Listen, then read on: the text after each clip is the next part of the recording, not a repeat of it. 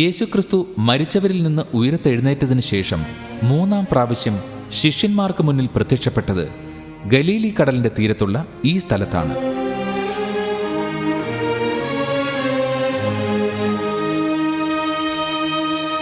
ക്രിസ്തുവിന്റെ മരണശേഷം മിക്ക ശിഷ്യന്മാരും അവരുടെ പഴയ തൊഴിലുകളിലേക്ക് തന്നെ തിരിച്ചുപോയി.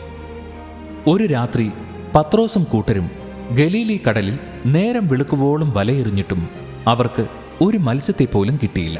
സൂര്യൻ ഉദിക്കാറായപ്പോൾ കർത്താവ് അവർക്ക് മുന്നിൽ പ്രത്യക്ഷപ്പെട്ടു. അവിടുന്ന് പറഞ്ഞ സ്ഥലത്ത് വലയിട്ടപ്പോൾ വല പൊട്ടിപ്പോകുന്നിടത്തോളം മത്സ്യം അവർക്ക് ലഭിച്ചു.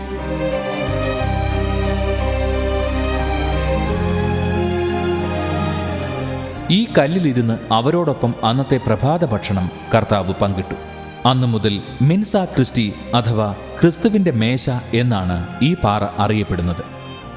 പ്രാതലിന് ശേഷം കർത്താവ് പത്രോസിനോട് ചോദിച്ചു, യോഹന്നാന്റെ പുത്രനായ ശിമയോനെ, ഇവരെക്കാളൊക്കെ അധികമായി നീ എന്നെ സ്നേഹിക്കുന്നുവോ? ഉവ്വ് കർത്താവേ, പത്രോസ് മറുപടി പറഞ്ഞു. എങ്കിൽ നീ എൻ്റെ ആടുകളെ മേയ്ക്കുക. 3 തവണ ഈ സംസാരം ആവർത്തിച്ചു. അങ്ങനെയാണ് ശിമിയോൻ പത്രോസ് ദൈവപുത്രന്റെ അജപാലകനായി അവരോധിക്കപ്പെട്ടത്.